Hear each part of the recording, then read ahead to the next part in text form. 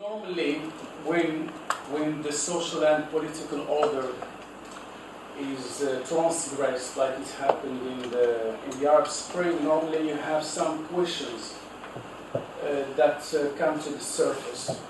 Normally, these questions, the protesters, they didn't actually think about them.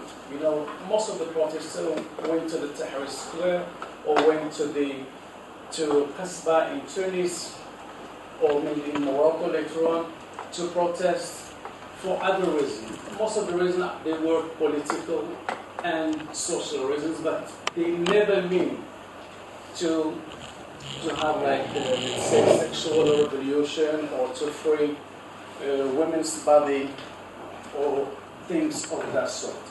So, but what happened during the Arab Spring? So this democratic uprising brought the issue of the women's body to the public debate. So all started, I would say, with this I would call it the collective rape in Tahrir Square. So at the beginning, you know, they attacked few journalists, female journalists, Western journalists, and then again the official Egyptian discourse tried to depict this event as, you know, as as an attempt to sully the name of Egypt, or as it was said that Mubarak's men sent his bantagia, you know, the thugs, to sully the Egypt or the revolutionaries' image in the world. But then that was the official discourse. The popular discourse was more honest. At the same time, the popular discourse was speaking about a social problem which is deeper than what the official discourse was trying to tell people. It was speaking about this phenomenon of collective rape as an Egyptian social problem. So actually we never heard of this collective assault on women's body in public space in Egypt in the way it happened in Tahrir Square before the Arab Spring. But we had some sort of sexual harassment, which was actually kind of day-to-day practices that Egyptian didn't like to talk about it, especially not openly, like in open conversations. In the cafe shops, people speak about it, but not on television. But that was sexual harassment in the street. What they call in Arabic التحرش الجنسي, and it has two aspects: التحرش الجنسي and المعاكسة. التحرش الجنسي, which we can translate in English as sexual harassment. معاكسة, I don't know if there is an English term for it, but the way that if you are women and walking by yourself, you know, people would ask you if you want to marry them, or they will offer you tea or coffee, or they will tell you how beautiful you are. They will give you all kinds of compliments, sometimes bad, sometimes good compliments, but sometimes like very bad compliments that you don't want to hear. But if you are with men, you wouldn't hear such compliments. So this is mu'akasa, and taharrush jinsi is when people grab you, men in general, grab your body in public space. So these two phenomena, they didn't come with the Arab Spring. They were there. I remember when I worked in Cairo, and I wrote about it. Nobody wanted to publish the article because they thought that it was like invention of Western mind, or people who are identified with Western press, who want to sully the image of Egypt again, like the same discourse, the same official discourse that we witnessed after the Arab Spring. Suzanne Mubarak, the Mubarak's wife, was actually leading this kind of camouflage, let's say, or protection of the honor of Egypt. But she always said that there is no such thing. Egyptian men can't do things like that. But in the press, or even in Egyptian literature, Egyptian movie, you can hear about this day-to-day reality of Egyptian women in the buses, even when they are queuing in public offices, or even especially in minibuses. If you're of us who remember in the 19th, today they have subways, but they have two how do you say, wagon of the subway cars just for women. So if you want to be safe, women, you just take they can't. I never saw a woman with the mixed one, even if they are declared as mixed. But in the minibuses, it was terrible. It was terrible for women, especially if she is foreign, but also for Egyptian women. So, and then the Arab Spring brought this problem, this social problem, to the surface. People start to speak about it. It was actually new, very new, that women come to the television to speak about this problem. And then you start to hear what happened with the Arab Spring. That's when you start to hear voices. If we are speaking about women's voices, like women start to have the courage to say, when I take the bus, always I feel a hand on my bottom.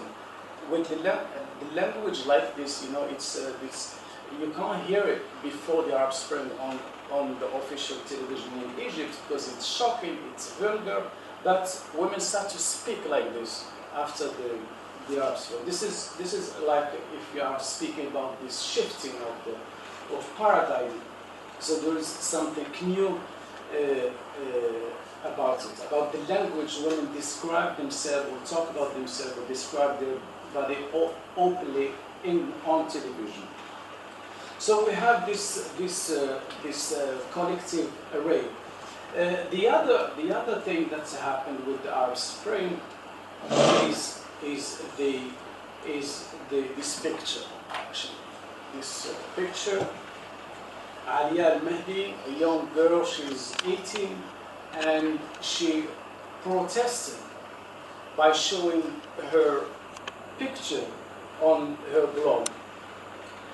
And she chose her body as a site of resistance. She turned her body into a site of resistance, the same body which was actually a site of repression. She has transformed it into a site of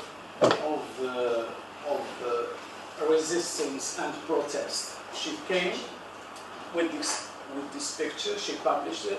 Everybody saw it, to protest against the Muslim Brother dictatorship, if I may say. So here, she's standing, but we wouldn't know the way she's standing. Actually, she said on one of her interviews that she was standing in the same position or posture, and then a woman came to her, like a Muslim woman with the veil, a religious girl, came to her and she told her to put her feet like straight, because women don't stand like this. From there, she had this idea to stand in this. But this is something we wouldn't even think about. If somebody will tell you how to stand, even if you are dressed, because some. I don't remember who said we are naked in our dress, But she got the idea to stand like this. So it's not actually innocent, but she's like thinking, or she's giving allusion to this culture. So again, here we have a very good example of a body as site of repression, and repression not by the state, but by women themselves, against women in public sphere. Another question which comes with this Arab Spring is the virginity test. But here I'm telling you things that everybody in this room knows. The virginity test, it was also something that even parents take their children, female children, to have this test in Qasr al-Aini hospital in Cairo. We have a section for virginity test. We never heard about it until the arrestation of Samira Ibrahim. She was among the protesters in Tahrir Square. She was supporting the Muslim brother and against Mubarak, and then she was arrested, and then they imposed on her the virginity test by a military doctor, and then she was forced to have this virginity test, but again she said no, because before the arrest she couldn't say no, to the question, are you a woman or men? Are you a woman with virginity or no, not women or men? Are you a girl or women? Are you a girl with virginity, which means pure, or a woman without virginity, which means impure? So to this question, actually, she said no. It was impossible for her to say no before the Arab Spring. Actually, she had this test, but she sued the military army, or the military machine, I would say, for this virginity test, and she won. And that was also something very new in the history of the Arab world, and something very new in the history of women fight for their rights, if I may say so, if I may speak about the fight. But what is important is this question of women's body at the center of political action, because before, when you insult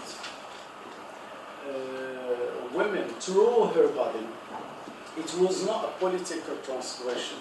It was kind of, I don't know, you can call it gender, you can call it man's desire or man's phantasm or fantasy, but it was not a political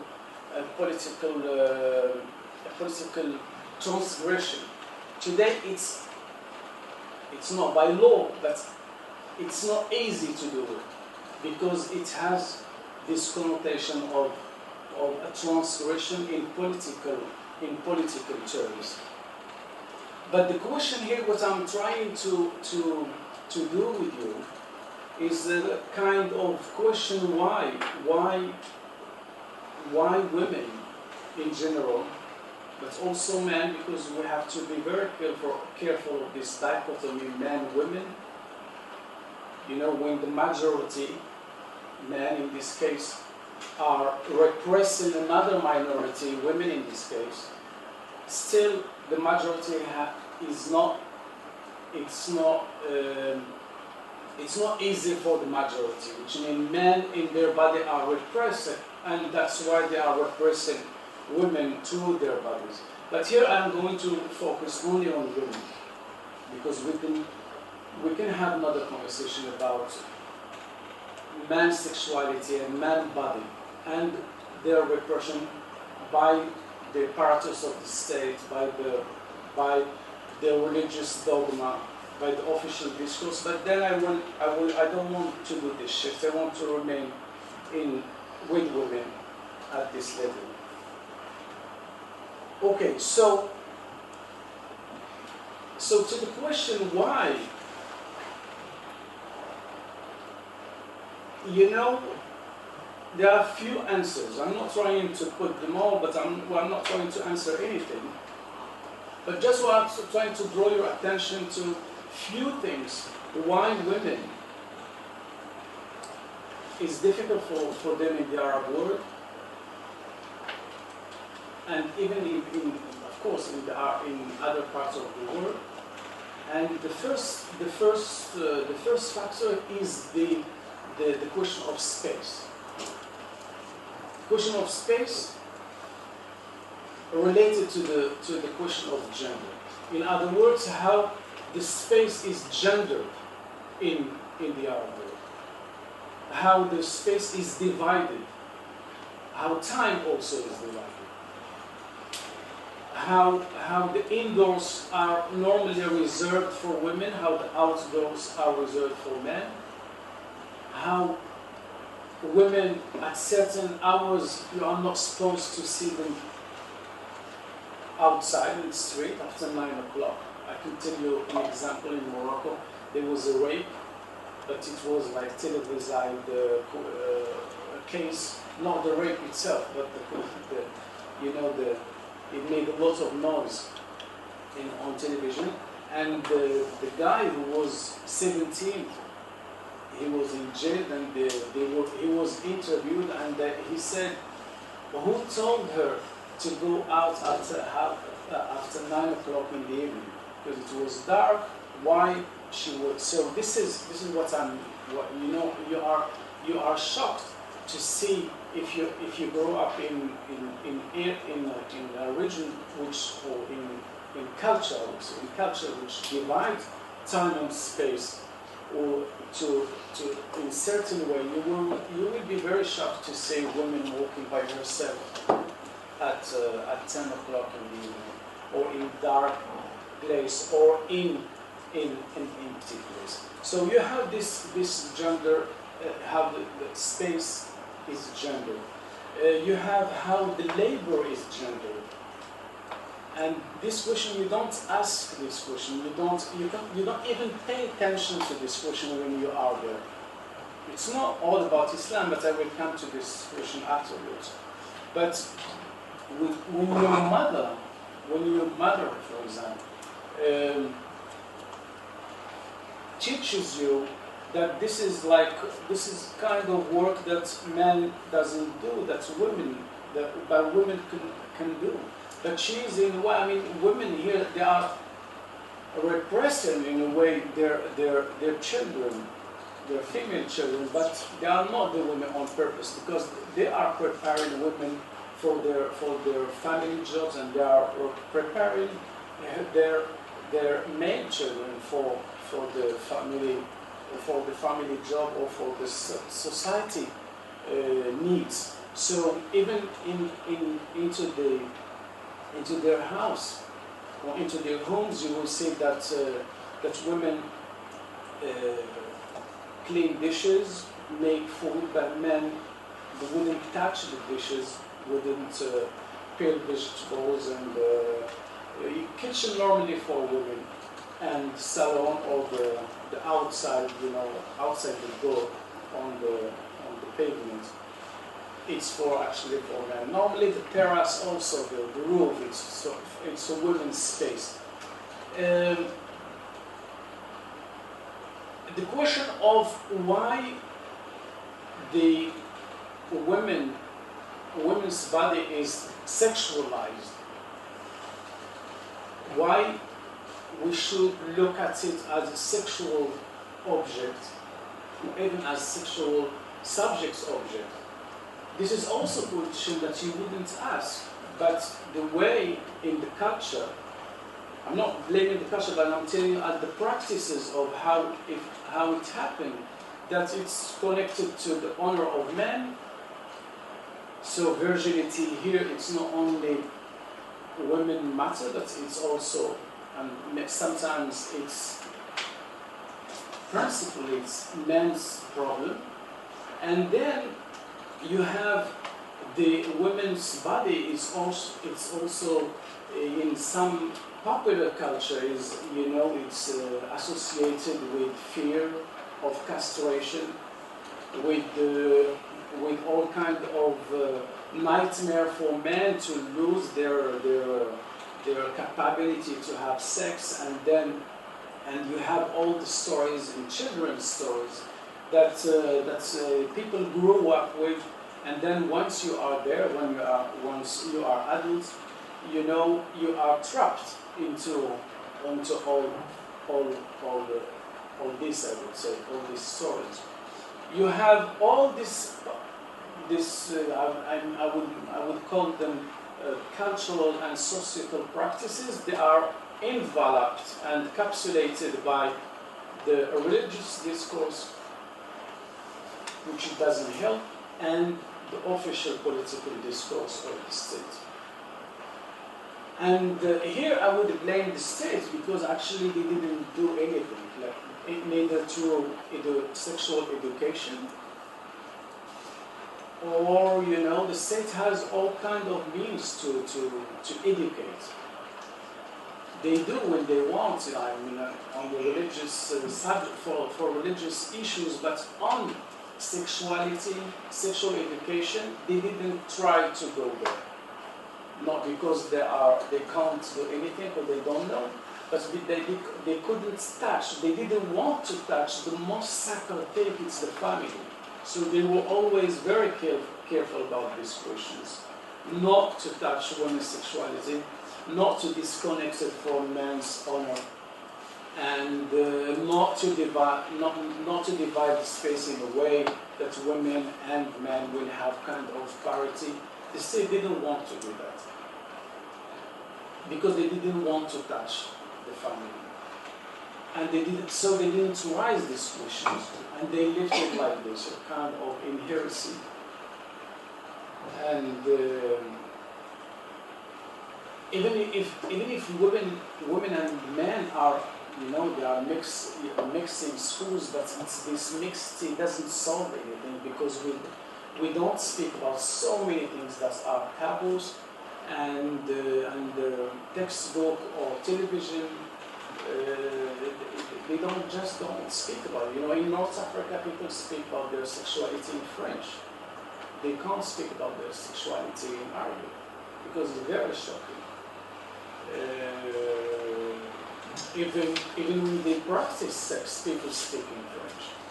It's kind of schizophrenia, but still, it's, you know, I know that it's romantic to speak French when you are making sex, but you know, in Morocco it's another story, because there are few things that you don't say in your language, because it doesn't work. Right? It's again, it's vulgar, it's hishuma, it's shame.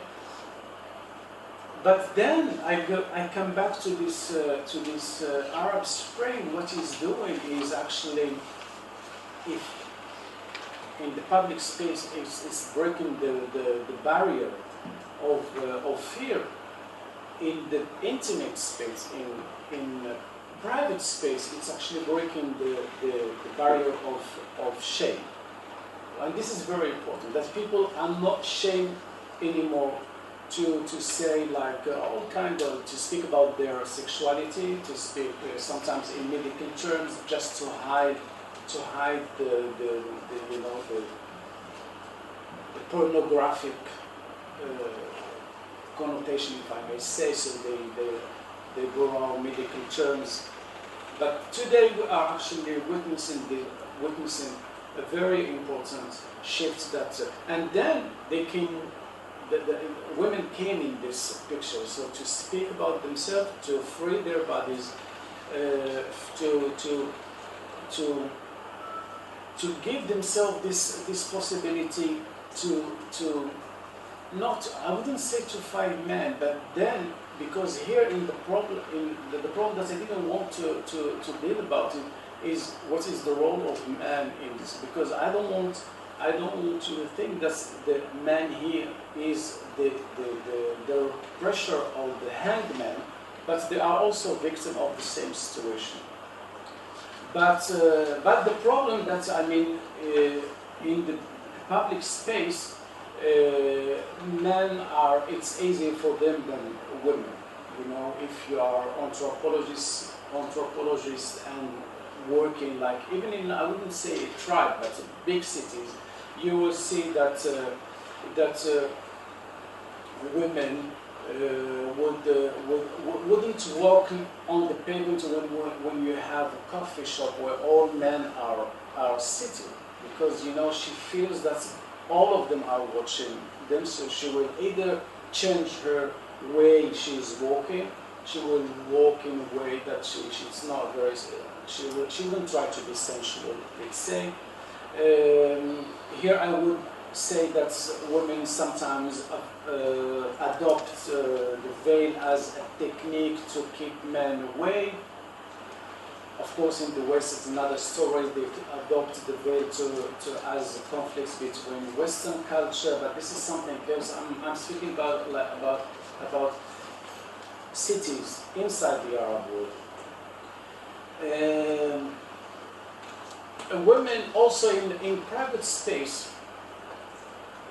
they are not free with their bodies, like in this picture when the girl, not really in this picture, but the posture, the position she was standing, like when women, because in private space you have women, you don't have men, but women with each other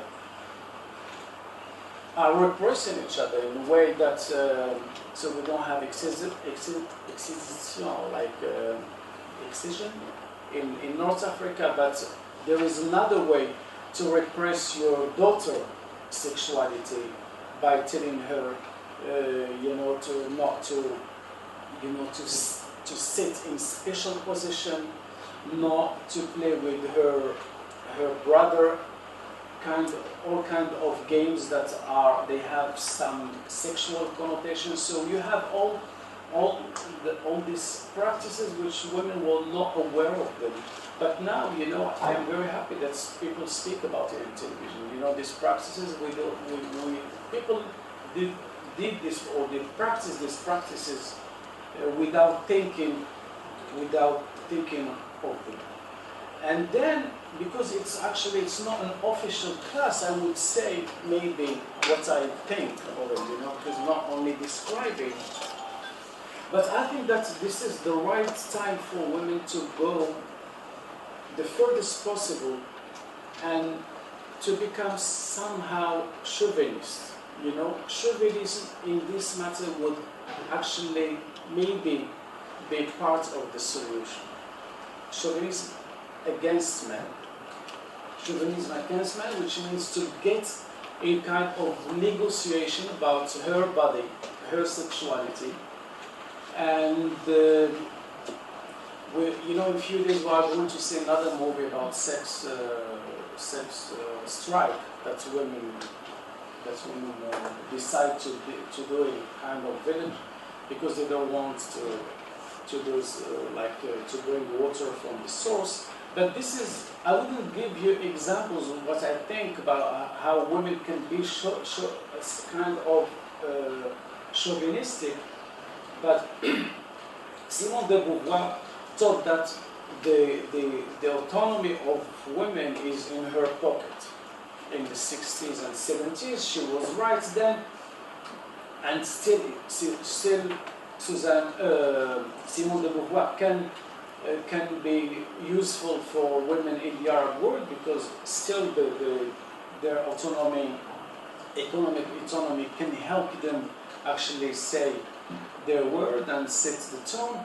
But I would go further and think that they have to use this new issue that has been brought by the Arab Spring, sexuality and their body, and to turn it off kind of chauvinism. I wouldn't say feminism. It would help as well, but I think because the situation is so critical that only some chauvinism from their side, from the women's side, can help the situation in sense that it would push men to think twice about you know, things that they take for granted, that this division of the space, this division of the labor, this division of money and of time, and these things, you don't. If you grow up there, there is no way to pay attention to it. Only if you read about it, and if you just read the official textbook, you wouldn't read about it. And then you have to go maybe outside, and then come back, so you start to see your family and your country with a kind of an exterior eye that you brought with you. But then it's another question. But not everybody has this possibility to go back and come back, to go out and come back. So that's why I wouldn't trust the states. They wouldn't do it. They wouldn't do it. The state is very conservative as a political entity. The society also is conservative. These two entities, they don't want to transgress the status quo. So they wouldn't. This only intellectual will do that in their salon. But that's why we wouldn't expect any sexual chapter in the civic textbook in Morocco or in Tunisia or in Egypt. And even if they do it, they will do it in very limited way. That's why these associations are very important today. These NGOs, and especially with the foreigner who go there and speak to these women, and they give them actually the strength, and they give them actually the confidence that their voice will be heard from outside Morocco. You can't imagine how is strong when this when like this filmmaker go to this small village in Morocco and speak to this woman. So this woman they know that there's somebody who's listening to them outside Morocco, and it gives them strength to start to speak about their problem and their repression. I would stop here with my chauvinism and women's chauvinism, and then we can speak about the film. This is something that I would like to do. And so I stop actually here, and then we open for the two films because they were very important. Yes. I just had a question about. You wanna? Oh, Molly, sorry, I didn't see. No. You wanna just sit here so you can have.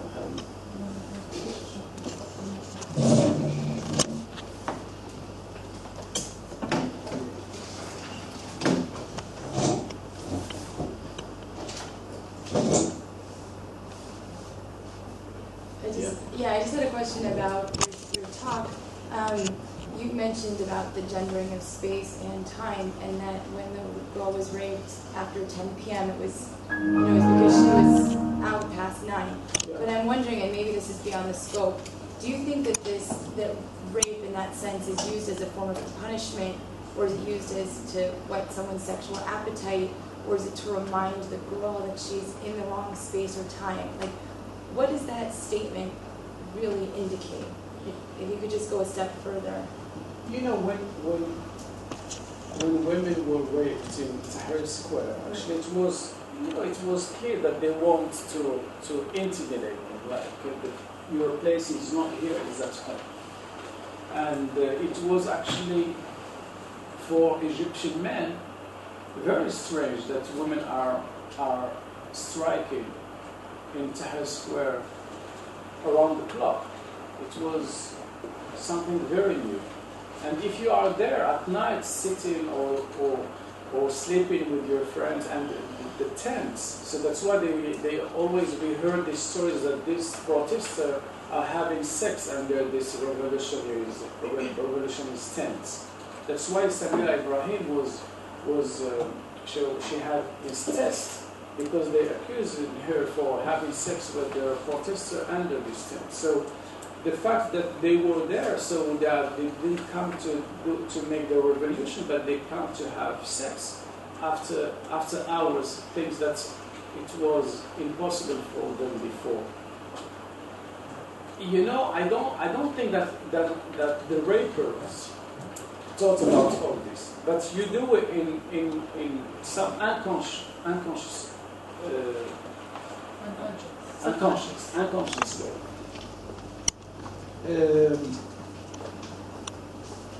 Having said that, I don't think. Well, I'm almost sure that men who rape know that they are raping when they are raping. I mean, they know that they are forcing a woman to have sexual intercourse while she doesn't want. On the other hand, because their things are not codified and classified in a language, we don't speak about it. So it leaves the opportunity for interpretation open. So that's why this young guy, he's a victim of himself. When he said why she was walking there, because this is not a sentence that he created. It's not. He was not like sarcastic. He was asking a question that everybody was asking, but you know, like why she would go outside at 9 o'clock or in very empty and dark place.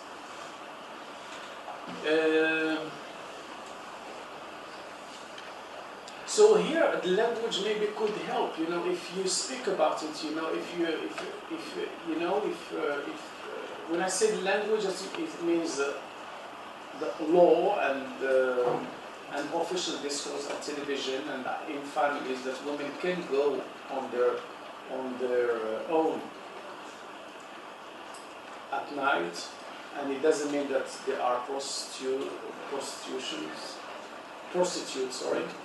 and it doesn't mean that they are looking for something, and because the public space, even at night, belongs to men and women.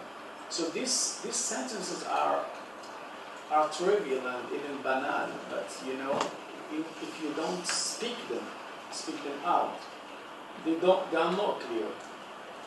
So you don't speak about them of course not in television, not in prayers, not in mosques, not even with friends. So it became kind of taboo, or at least ambiguous, and every ambiguity can be interpreted, and sometimes you interpret it in your favor. So this is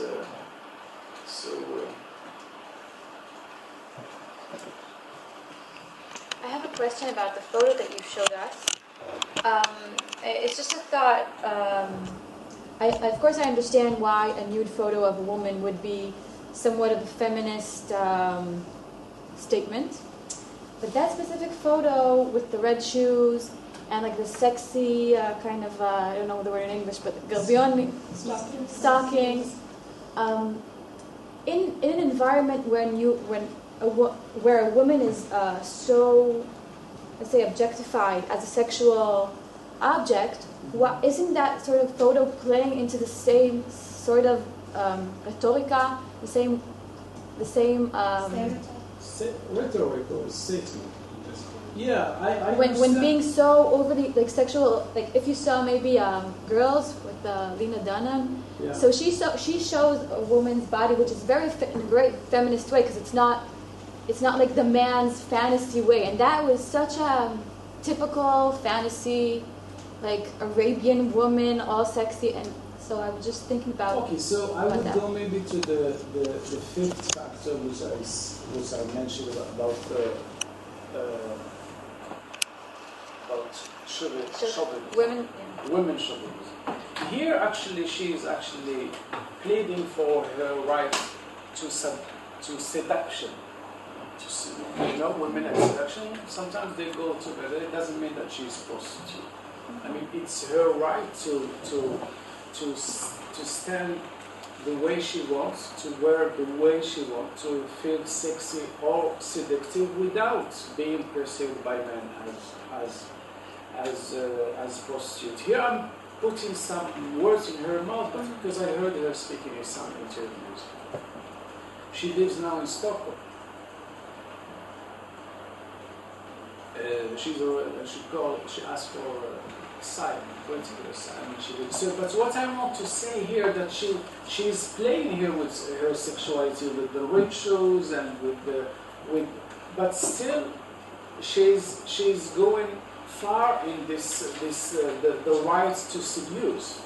You know, a right to be free with your body is to do with it, to seduce with it, and also to not to seduce with it. So she's actually here. I would say that in what's called Foucauldian terms, she's here. She's like using her body as a subject object.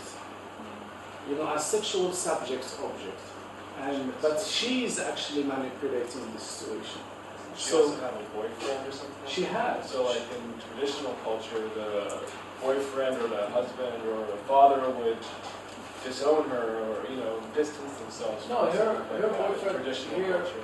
Here. I'm saying traditional culture, there would be, you know, I would never be with a woman who does that sort of thing, but in this situation, like her boyfriend's like standing by her side and saying, I support her protests, you know, that sort of thing, which is, I think, like you said, the male honor code is changing, perhaps.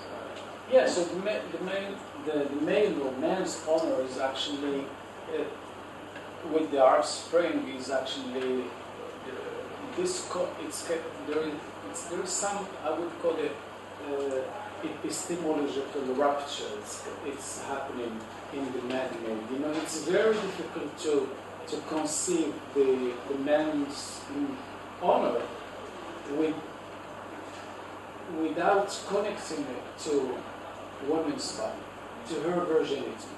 It's you know, but when you start to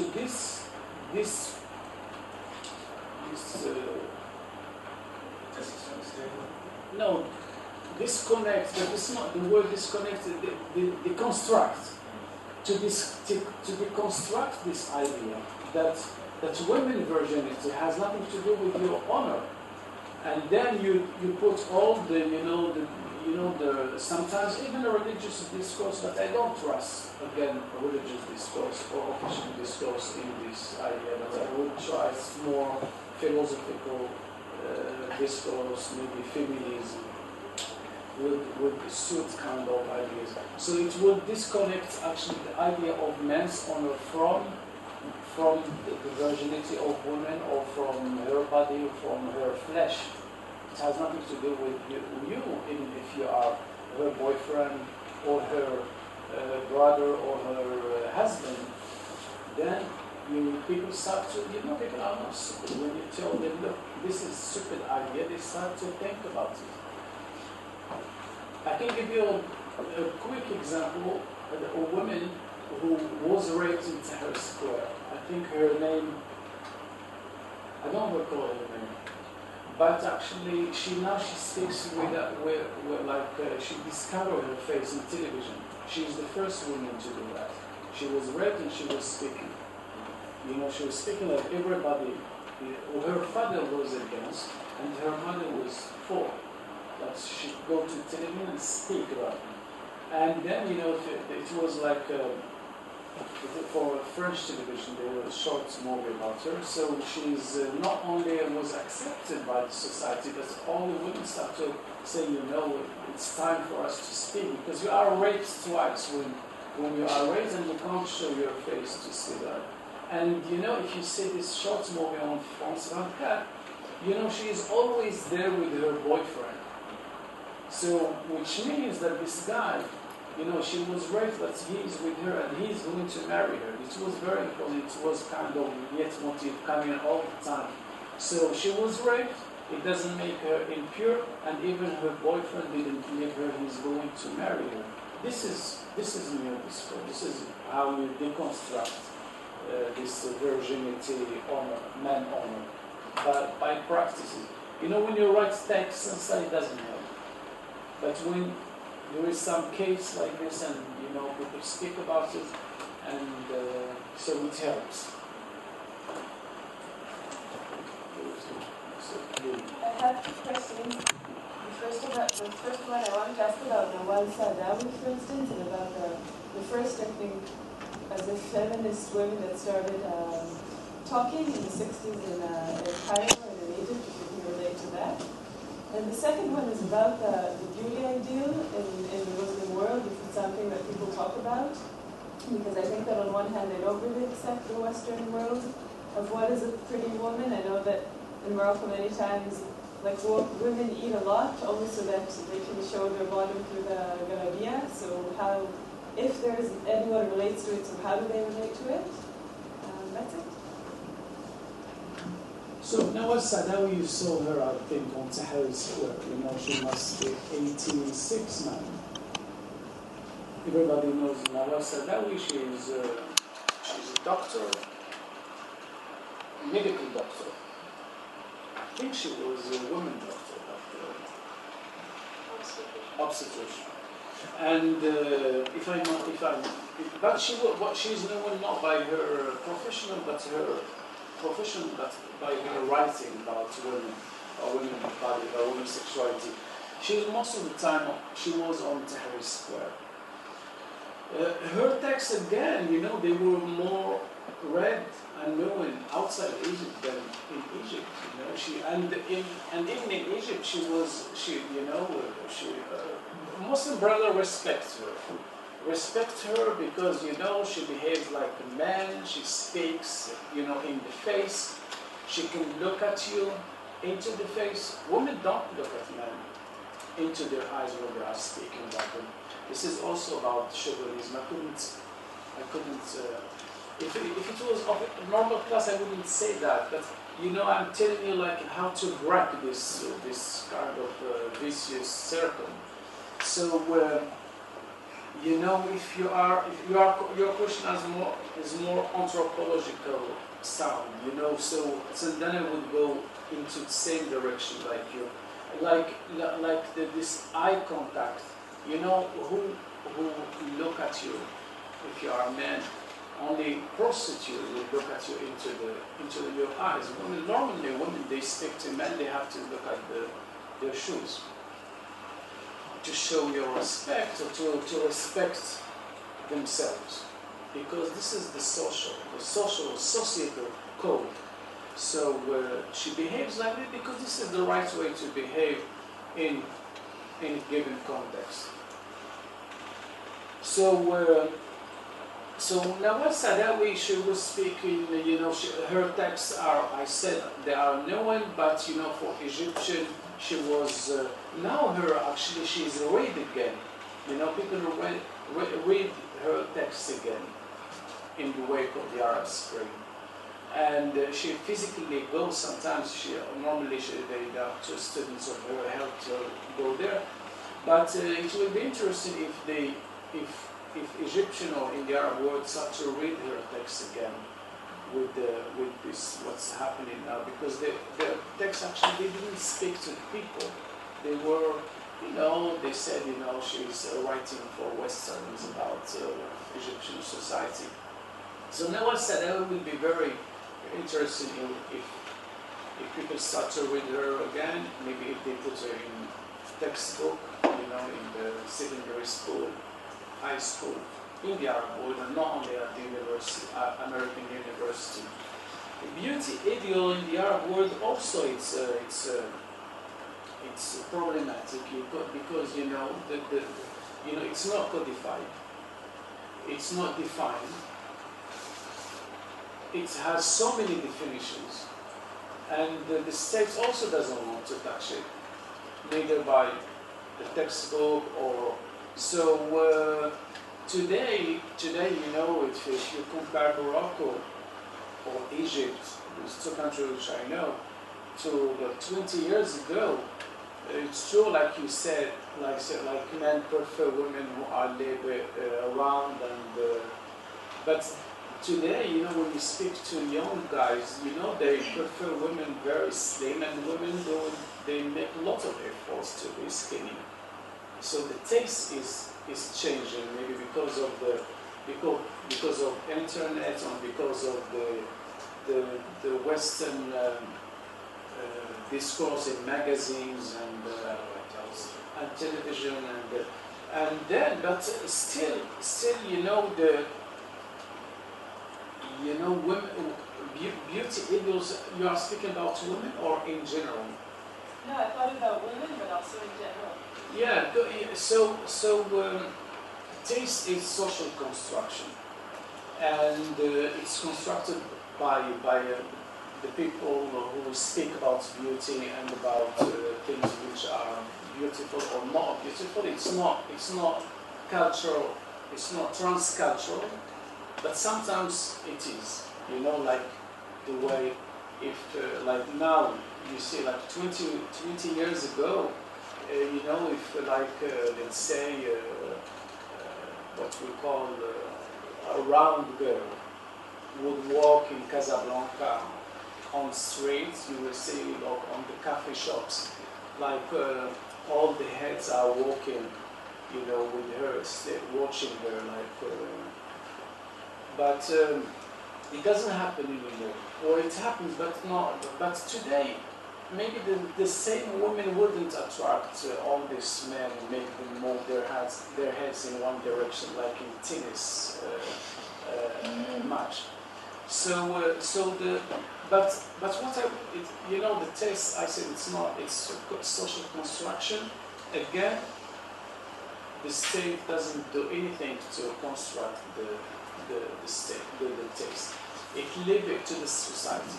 It's like it's given like free hand. Like if in capitalist terms, I would say like that the market would guide itself, would decide for itself. It would. Sorry. Yeah, it's like laissez-faire, I would say, in capitalist terms. So this is what does because again the beauty, if the state start to interfere in the beauty, it will interfere in women beauty, man beauty, and then it will come to the public, to the private space, and then the confrontation with the family. Also, that the state doesn't want this confrontation with the family. Doesn't want to interfere in the family. Sometimes the state does it through medicine, hospitals, vaccination, but not that indirect way. They wouldn't speak about beauty in those. So that's why there are so many definitions of beauty. Speaking about, I'm speaking about women repression or women's body as site of repression. There is also something schizophrenic about the situation, which I found, in psychologist terms, maybe schizophrenic. It's the sexuality. So it can't be that in private space everything is permitted, and in private and in public space everything is forbidden. I'm speaking about sexual practices, the intercourse itself. I don't mean that the conjugal relationship between married couple is free, but I'm speaking like in outside the conjugal relationship, like unmarried couples, everything is permitted. The same people, if you meet them in public space, they wouldn't speak about it, and they will give you a very dogmatic discourse about sexuality.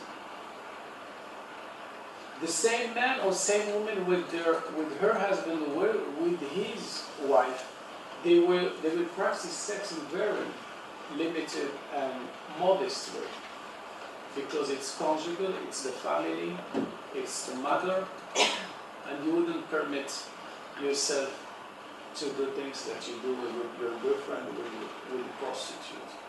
And then you can read, in the literature of psychologists or psychiatrists who work they are good, sometimes they write books, and then they tell stories about their there's something you can do. And then you can learn a lot about man and women's sexuality, and then you don't understand how come in private space people behave in this way. The same people go to the private space and then they behave completely in different way. And then to bridge this space, two spaces, it's not, I mean, people by themselves, without education, without state interference.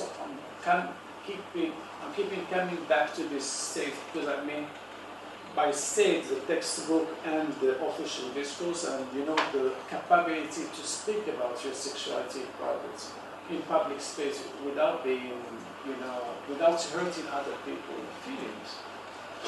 What we do all the time, but in the Arab world, it's still, they have a lot of things to do. So again, just to make it short, how to bridge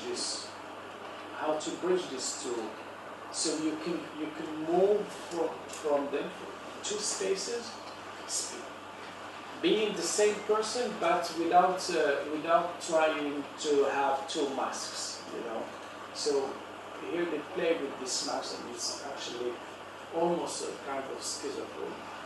I have a question. If the deconstruction of, let's take the examples of Morocco and Egypt, since those are the places you're from, familiar with, and live in.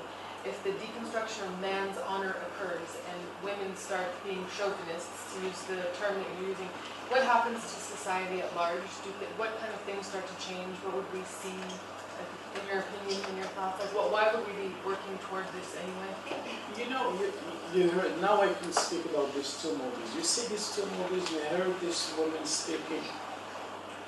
They have so many, in this language you can hear two things. First of all, you see all the examples they give, they come from the religion, from Aisha, from, like the Prophet time. Whenever she wants to prove, to video approve, to show that she is on the right path, she goes to these examples. The other example is the official discourse, like woman is half, she is a woman, she is half of society, her responsibility is to grow up children, to educate them, so she is very important. All this language should change. Woman, she is half of herself. She is not, you see this, the woman, she moved from Fez to this small village, I don't remember her name. She was speaking like Qasim Amin. She was holding the discourse of Qasim Amin, the Egyptian, 80 years ago. So this language should actually change. When they start to speak about themselves as individuals, as their right to seduce, their right to have sex, their right to go out, their right not to raise children, their right. She was speaking about patriotism and my duty, national duty and patriotism, because she is not. So this they start to see this. That's why I use this epistemology called rupture, which means to cut the ties between this. You start to speak in a language that you don't have to bring the example of Aisha. You don't have to bring you don't have to do things in the name of your nation or your religion or your state, but in the name of yourself. Here you can see the difference. Of course, I'm sure it will cause a shock. You see, all these women that we heard, they were speaking, at the beginning we asked for permission, but then man was a little bit afraid because they didn't want they was not sure what we are going to do, but then they saw that we are trustable. If you want me to say what's going to happen, it will have a shock first, and then things will settle down. But it needs this shock. It needs women who have to shock men first. So to make them, you know, maybe wake up, or maybe to make them think twice about things that they seem to us very trivial, like women should be in the kitchen or women. So it will show, you know. That's why men are very, and that's why the state is also doesn't want to get in this, because the state wants to think, you know, things remain calm. But yeah, so it's time of Arab Spring, the revolution. So that's why it's time or never. I just have two questions. The first one was, you mentioned early on that Arab women shouldn't really wait for structural change. And I find that a little bit problematic, because there's been a lot of attempts to have cultural change in Egypt. They do art exhibits all this time, and Tunisia and everything. And it sort of fizzled out. It's either fizzled out or it's really exacerbated a lot of Salafist violence. So, on the one hand, I think that it's important to have cultural change, but cultural change is very slow. So I think it should be unidirectional. I'd like to know your thoughts on this, especially given the fact that under transition from authoritarian regimes, you have, you know, constitution building and all this stuff, and the wording of these documents is very important. Transitional justice issues with rapes that happen during the transitions. And the second question is about, so women who participate in these nudist campaigns are sometimes feeling violence, and then there's counter-violence by vigilante groups. This happened in Egypt especially. And I haven't seen any of this in the news, so I'm just wondering if you can comment on this sort of notion of vigilante justice by men who are now speaking on or acting on behalf of women, and if we're not sort of just now making a double construction of you know, what's going on when you speak of, well, men should be this way and there should be a shock. To me, it seems now like we're saying that men are going to be shocked instead of finding partners between men and women. You see what I'm saying? You know, when I speak about this shock between men and women, if you watch the Egyptian television, and normally they ask men to come to speak, like either like from either doctors, medical doctors, or legal people from the courts,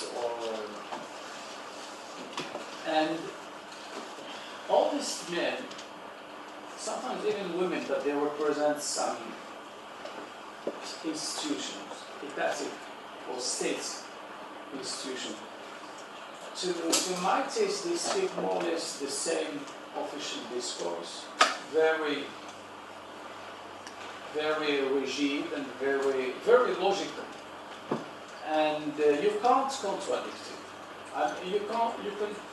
it. It sounds very logical as a discourse, and most of the time it's disconnected from the reality on the ground. So nobody will tell you, it's good to rape. They say no, it's not good. It's very bad in women, but still, they are using the same rules. The same, this was. I mean, it was, in the past. I mean, if you were caught by the police that you are, I don't know, touching women in public space, they would take you to the police, the post office, maybe they would put you in jail. But what we need here is political will to write some laws.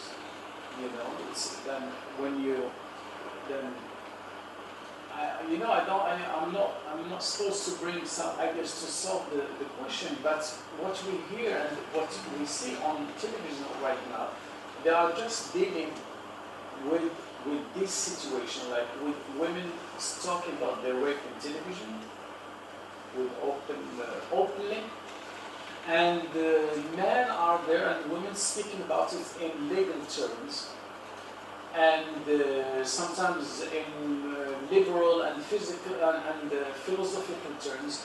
And what I would like to say, some practices on the ground, which means that there is a law which forbids this kind of things. And right now there is no law which there is no police who the state doesn't want to get into these matters because they are very sensitive and they are completely disorienting the way people see themselves as men and as women. So they are trying to say what is normally agreed upon, like man is here because you can hear things like this, these old songs like woman first is your mother and your sister, half of the society, and all this. But this is not what like even in the constitution in Tunisia, they want this. Women are complementary of men, and women were against this article because it sounds good, it sounds perfect, but women are not there to complete men, So because even again you are defining the women from men's perspective. They are men in the center, and women are there around them to complete their deeds and to complete them. So what we need actually is like political willing, very clear, and things must be or should be maybe expressed in chauvinistic way, which means that women own their bodies, men are not supposed to, and things like that. But it's very shocking, I would say, shocking way to shake the situation. Right now, the language is used is the same language. There is no rupture between the law language, the juridical language, the religious language is more or less the same. It's bad to rape. A real man doesn't rape. It's a shame. All these sentences, they don't help anymore. So that's why I'm speaking about they should invent a raw language, juridical language, which put things in very, very clear way and even shocking way. I have a question. Well, I don't know. I think one of the things that, when it comes to structural change, that's interesting to me. The movies we watched showed women, engaging in private enterprise or collective private enterprise, which I think is, and of course the Palestinian women doing jobs in the capitalist economy, which I think is really interesting because these films show like some cultural progress within sort of a capitalist structure. But I think what's kind of fascinating to me, looking at the 20th century in not only the Arab world, but in even other parts of the world, where actually it was like the socialist discourse that initially said, like almost from the top down, from now on, all men and women are equal, and that's it. Men and women have to fight, in the army in Israel, I mean, if you look at pictures, I have pictures from Syria in the 50s of women like standing on top of tanks dressed in like combat, gear. Just, I mean, maybe for a picture, but it was like the elite, not the women from the villages. I mean, it was like almost like an elite thing, but from the top down, the socialist discourse was actually initially very much like we're going to change the status of women in the Arab world, at least in Syria, and I imagine to some extent in Egypt and in all the countries, like even in Libya, there was a kind of like attempt to push equality from the top down, but it seems to have kind of failed, and now with sort of capitalism being the dominant sort of thing and more of like a laissez-faire kind of attitude, which is probably healthier in the long run, like to have a slower change, but you don't see, you see almost the opposite happening, where people who are looking for social mobility are actually taking on like more conservative values to sort of like secure their position in society. Like no, like I don't know. It's like there's no sort of top-down push for equality, but it's also like people who are trying to make it in life are also not really pushing for greater equality. So it's like kind of a paradox where like, I don't know where the way forward, like you said, maybe it's just women saying we're going to fight for women's rights as women rather than as a Moroccan or as a Muslim. That could, I see your point, but it's like I'm just saying historically there's like a paradox where the socialist discourse was the one that originally said let's be equal, and it seems to have kind of failed. So is there another like political structure that can help encourage equality in the current context? You see what I'm saying? Yeah, it's kind of convoluted, right? Yeah, that's why this issue of the body is very interesting, because here they have something actually in common. And when the power is so diffused, then you have the only thing that you have the power over, that you control is your body. And then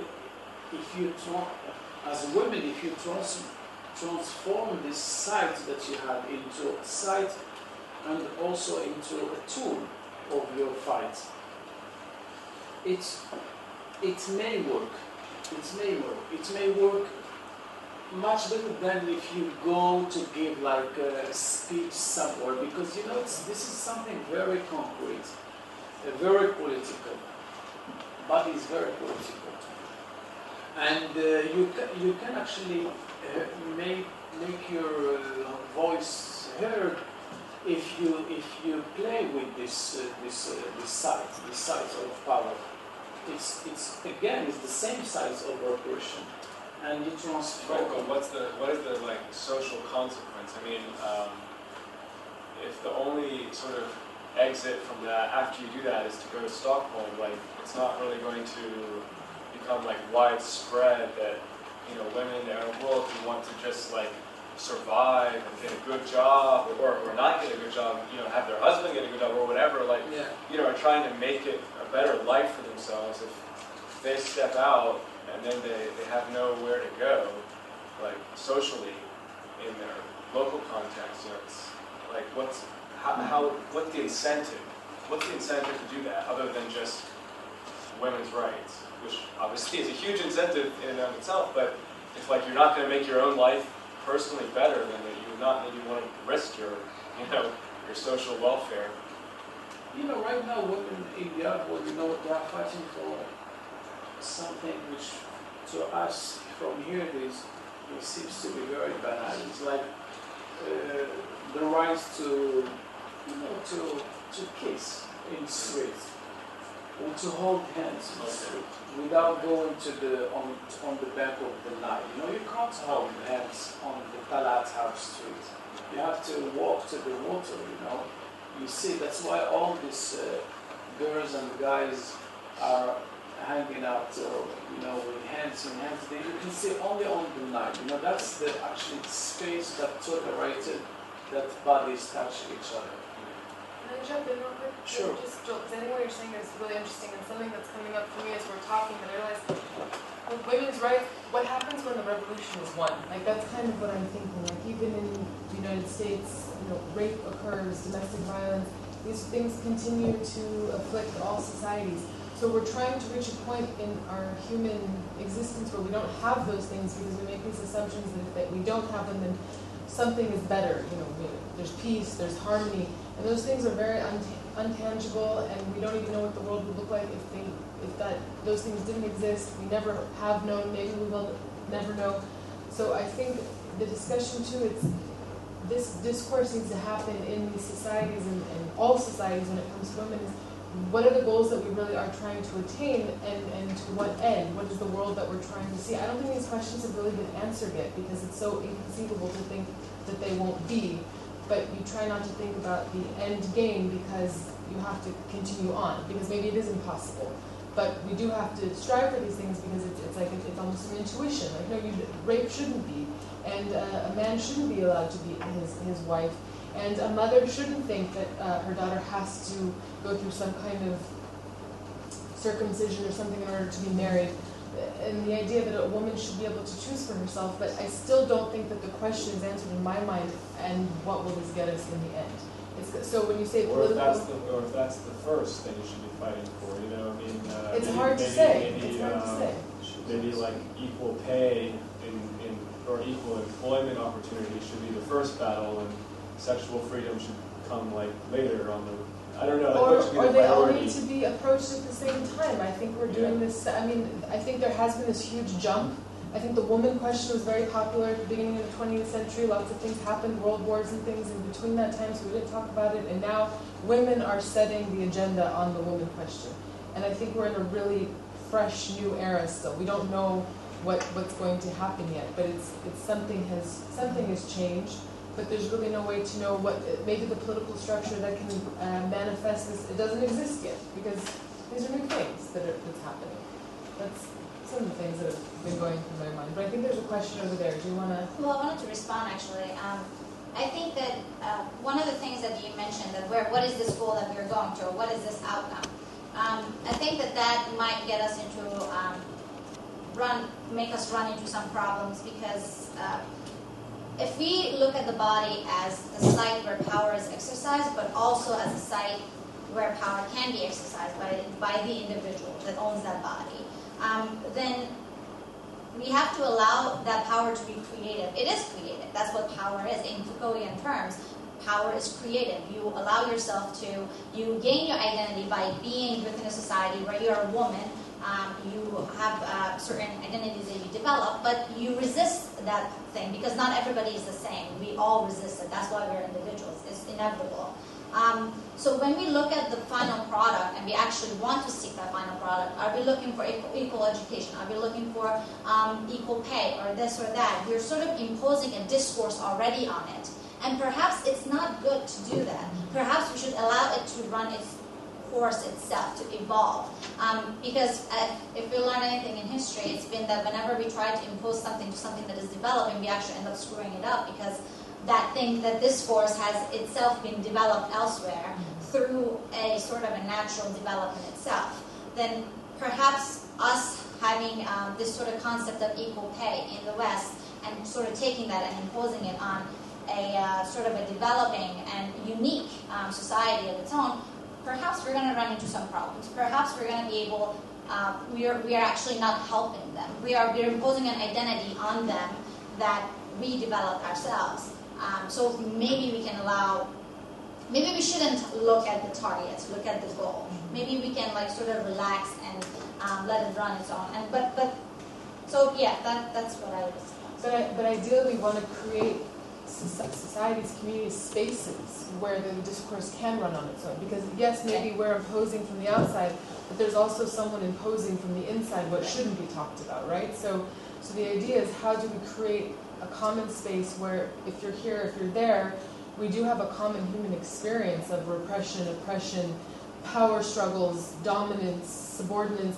So we do have common goals in mind. We do have to use those as, I think, the markers of how to continue the discussion and to have the freedom to talk about them. I think that's the idea, and I agree with everything you said, but still, I think when we get into that, who's saying what, we also stop the creative process as well. It's a meeting of minds and ideas where things continue to blossom and grow. Yeah, just help. Yeah. So I just want to say again, I agree with a lot of what you're saying, but there are people within, Tunisia especially is a prime example, because it's probably the most secular state in the Arab world, right? So there were agreements made between Ennahda and a bunch of the secular parties 10 years ago, dating back to 1998. They agreed on women's rights. And they did so because women were pushing for women's rights. So they were very much speaking for themselves. Now I see the question becoming in a democratic transition if you're going to go by democratic politics, how do you mediate between societies that are very divided between extremely secular and extremely religious populations? So I think the concept of shock is very interesting, but I also think there's an element of danger here. Because if you come out on the side of being extremely adamant that shock is going to work, but it's also very tumultuous, it can fuel violence very quickly. And I'm not sure that the process, the mechanism is yet in place procedurally, whereby you can have these conversations and find common ground when you're so far apart. So, my question to you, and I didn't phrase it very well in all fairness to me, was sort of how do you get to the place when you're coming up with a constitution between the women are a complement to men, which was changed from men and women are equal in the first constitutional round, a few months ago. How do you come to a place where people can accept that some people want roles of society and some people want blanket equality in the law? Because you have two different discourses here, probably 10 different discourses, that are all working against each other. And you only have a short frame of time, democratically, to build a constitution before people think this is illegitimate. And then, shit hits the fan, excuse my French. So I'd like to know sort of where you take this idea of shock so as not to be completely disrespectful to those people who see traditional ways of living and should have the right to see that too, right? And who are not being oppressive by them, but who don't want to be exposed to that kind of nudity for their kids, so on and so forth, to sort of take the other side, the counterpoint. Look, I will go maybe to the one side. She's speaking about this, there is the problem of discussion, to discuss with Muslim brother, let's say. She had all the time this problem to discuss with them because, the kind of discourse that they imposed, that she always said that she was actually discussing with God. And then with God you don't discuss. And whereas with the seculars, they doubt about what they are saying. They have this intellectual humility or doubt. When you are doubting about it, you raise a question, you doubt about it, and then you talk about it. This kind of discursive tool, it doesn't exist among the Salafis or the Muslim brothers. So when there is something written, it's very difficult to convince them that you can do something else if it's written there, especially things that you can't interpret. So, but again, I understand your question. They are trying to tell us, how we can move from here, without having like sedition.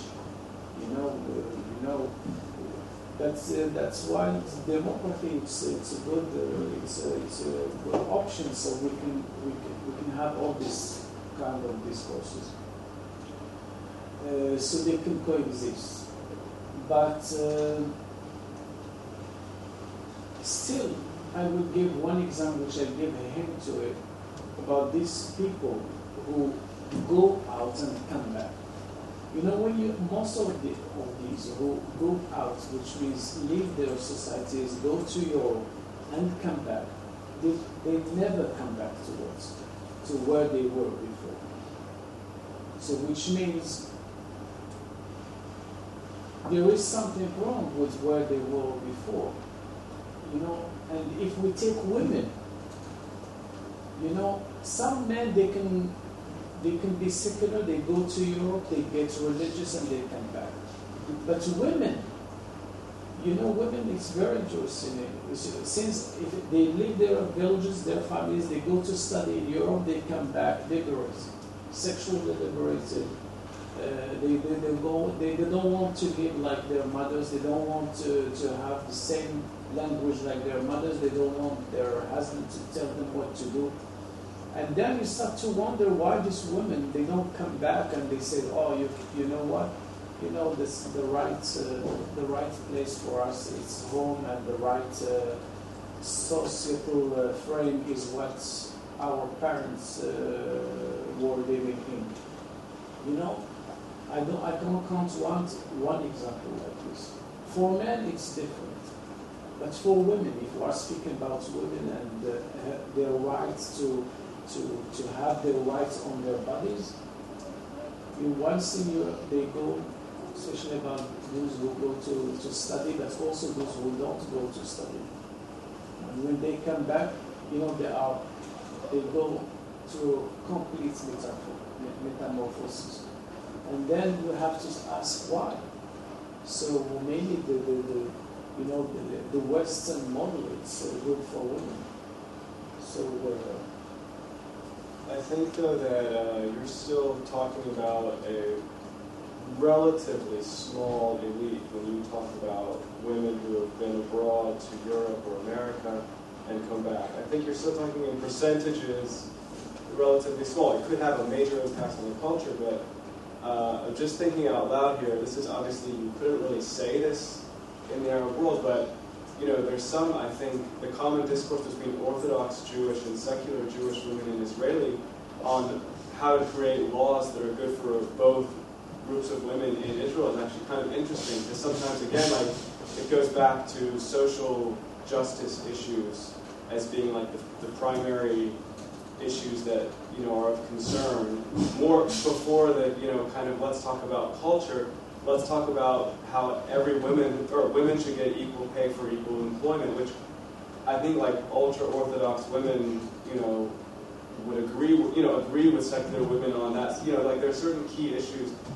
When you are making a constitution or you are making laws, there is a common ground sometimes between and not just those who have been abroad, and I mean even like the average women, be they secular or religious, who have common interests in various things, I think are more like socially based before the cultural change. And so I'm just saying, like, if there is a priority, maybe the ox that comes before the cart should be like the social change, and then the culture, if that comes along with it, fine. Hopefully it will, but maybe the primary goal should be like, basic rights to work and education, and these again going back to like the original social justice issues that I think even ultra-religious women can agree with in many cases.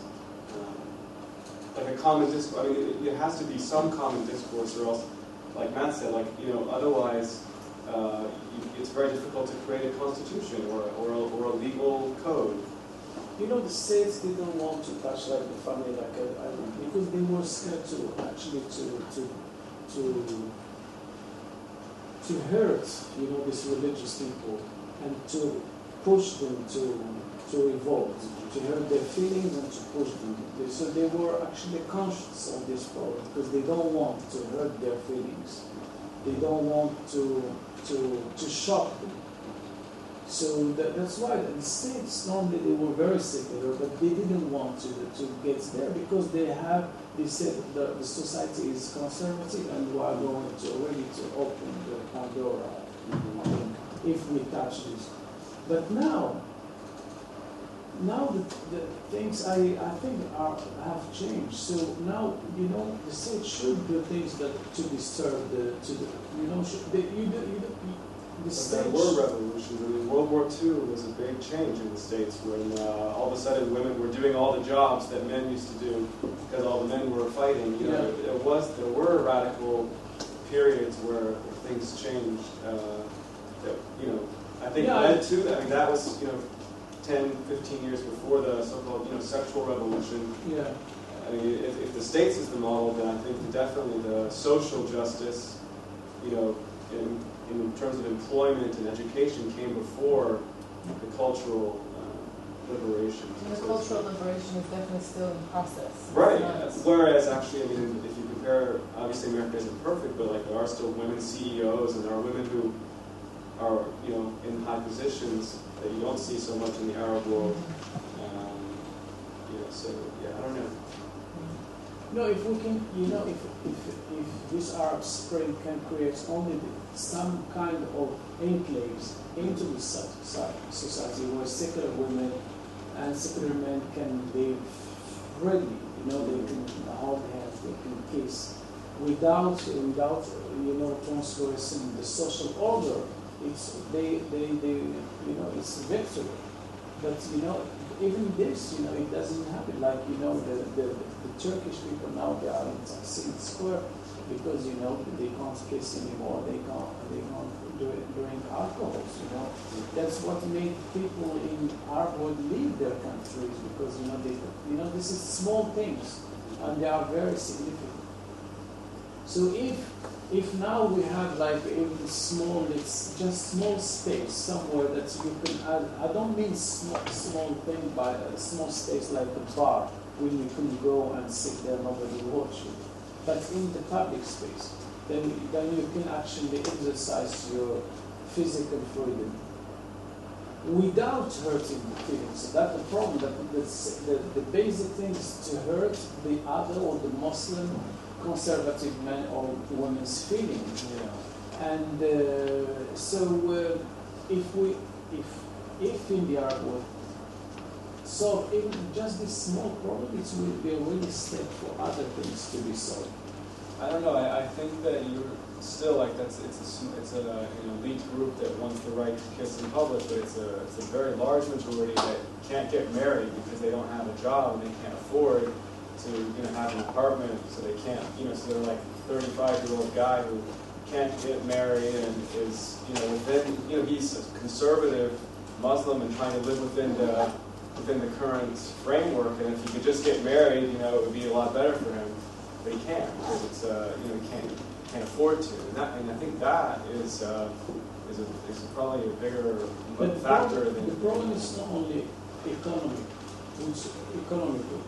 which means that this sexual harassment. If you hear the discourse, the official discourse, they blame most of the time the question of the economic situation, that men can't marry, can get married like in a normal time, and they are sexually frustrated. That's why they harass women. But if you go back to the Egyptian society, try as a woman to walk next to high school when they are like a group of men who are 70, 60. These men, they don't have this problem of they couldn't get married, but they will harass you if you are a woman walking by a group of 10 teenagers. This is the word I was looking. And here here is social problem. It's not economic. It has to do with education. He didn't get the same. As a young guy, he didn't get the right message from his father and mother that a woman can walk even with short skirts, and you can't go and put your hand there. But it happens. Even in Zamalek, it happens. We're going to have to wrap up the discussion soon, but I think we have time for one more question. If you have a comment or question, we can get it out there. Then yes. So go ahead.